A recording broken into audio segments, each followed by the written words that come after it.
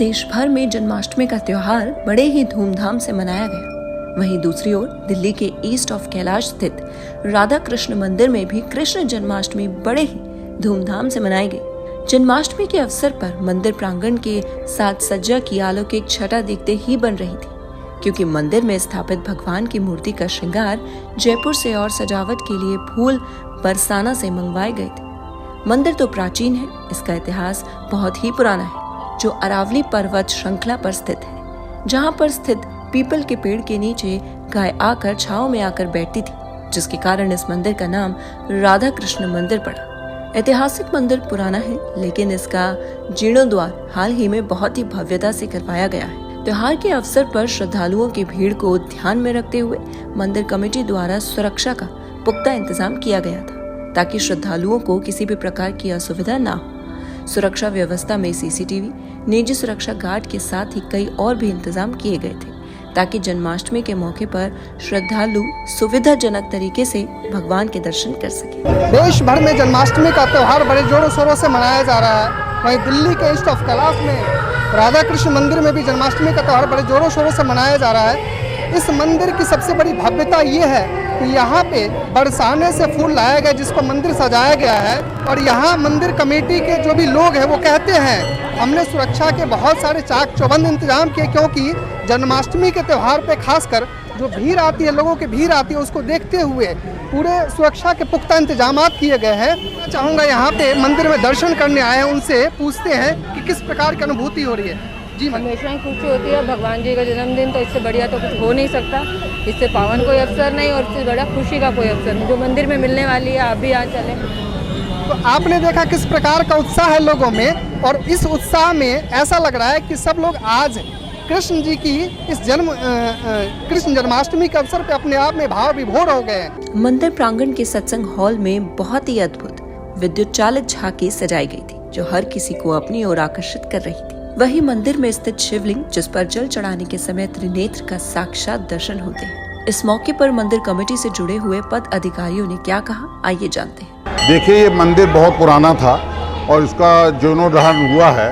तो अभी हमने नवंबर में इस मंदिर के जो भी ये सेवा का मौका मिला प्रभु का, तो नए मूर्ति और ये सब जो उनकी जैसी कृपा रही, उस कृपा के हिसाब से हुआ। और 6 महीने में भगवान की प्रभु की कृपा रही कन्हैया जी की, और ये मंदिर में पूजा पाठ अब शुरू हुआ। जीर्णोद्धार के लिए मंदिर खुला। अभी हमने कब उद्घाटन किया? 17 अप्रैल को इसका न्यू पूजन प्राण प्रतिष्ठा हुई। और इस मंदिर की खासियत ये है कि सुबह जो मंदिर के पांव भगवान सूर्य चरणों में पड़ते हैं, भगवान के चरणों में सूर्य दर्शन देते हैं। उसके बाद जितनी भी मूर्तियां हैं, ये पुतलियां जितनी हैं भगवान की, वो अपने दर्शकों को निहारती हैं, देखती हैं। और इसमें 2 परिक्रमा, एक छोटी परिक्रमा जिसको हम 7 कोसी बोल सकते हैं, एक 84 कोसी, पूरे मंदिर की एक परिक्रमा है। और एक शिवालय है, शिवालय में जो है उसमें नेत्र नज़र आते हैं। अगर गंगा जल से उसमें स्नान, उनको गंगा जल से डाला जाए तो नेत्र नज़र आते हैं। और यहाँ के मंदिर की एक और खासियत है कि यहाँ पे हनुमान जी जो हैं दक्षिण मुखी हैं, शत्रुनाशक हनुमान जी हैं। तो ये मंदिर की जो है एक बहुत बड़ी अपनी विशेषता है। और ये मंदिर बहुत प्राचीन 84 का है, 84 का मंदिर है। ये जो पीपल का पेड़ है, पीपल के पेड़ के यहाँ पे आके गऊँ बैठती थी गाय। तो यहाँ की कॉलोनी में जो लेडी जो बुजुर्ग थी, उन्होंने ये फिर छोटा सा मंदिर बनाया और स्थापना आज ये रूप ले गया। तो ये प्रभु की कृपा है।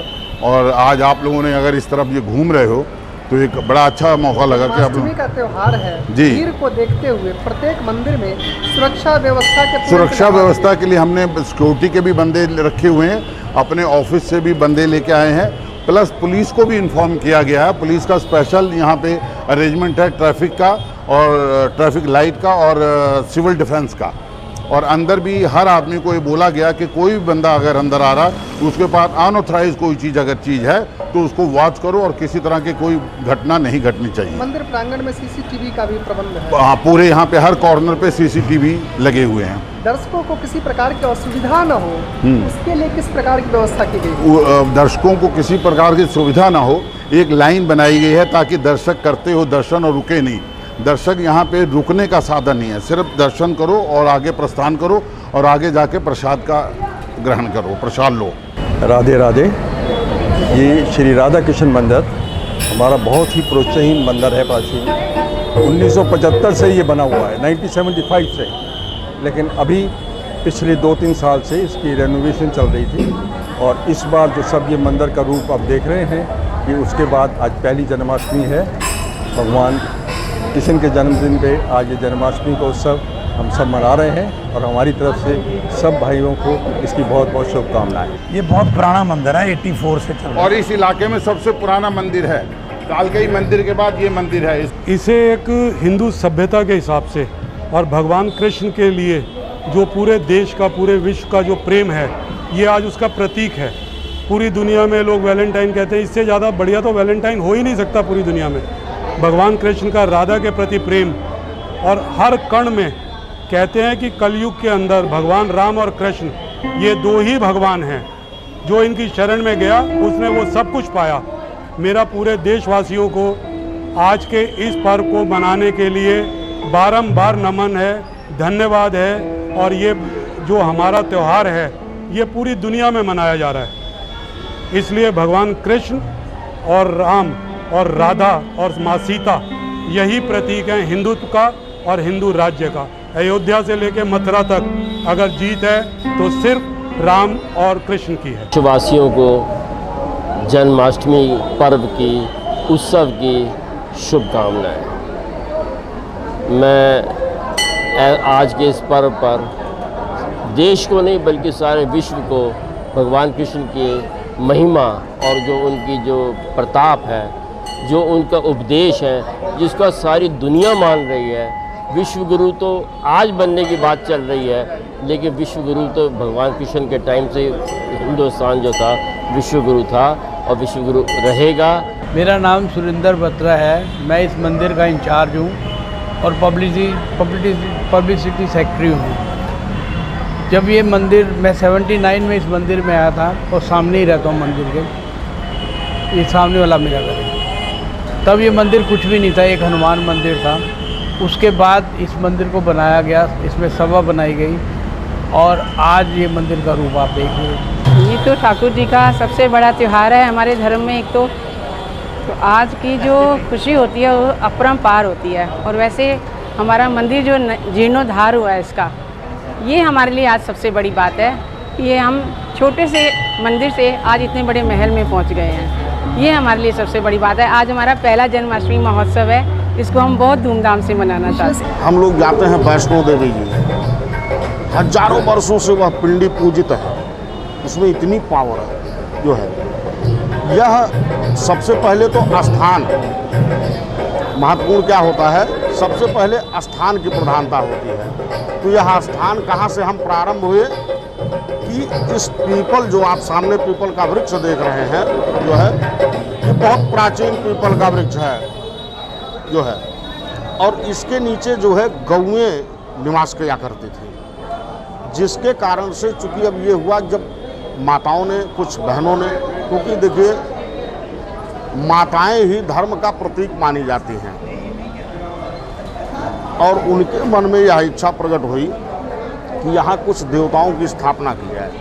उन्होंने जनरल पूजन प्रारंभ किया। अब जब ये हुआ कि इसको एक भव्य रूप दिया जाए तो किस देवता के नाम पर दिया जाए, तो गौपालक कौन थे, भगवान कृष्ण थे जो है। तो इस कारण से इसका नाम राधा कृष्ण मंदिर पड़ा। और जिस समय इस मंदिर की स्थापना हुई जो है, कालका मंदिर के बाद इस पूरे साउथ दिल्ली का सबसे प्राचीन मंदिर यहाँ है। राधा कृष्ण मंदिर का शिवालय है और प्रभु की कृपा ऐसी रही है यहाँ पे हमारी कि जब भी यहाँ पे जल चढ़ते हैं तो हम यहाँ पे पूरा त्रिनेत्र देखते हैं। तो ये पूरी प्रभु की ही कृपा है जो आज इस प्रभु ने इस तरह से ये दरबार बनाया कि हम जल भी चढ़ाते तो एक अलग ही प्रभु का रूप दिखता है। तो अभी तो रात है, हम नहीं चढ़ा के देख सकते, आप कभी दिन में आओ और देखिए।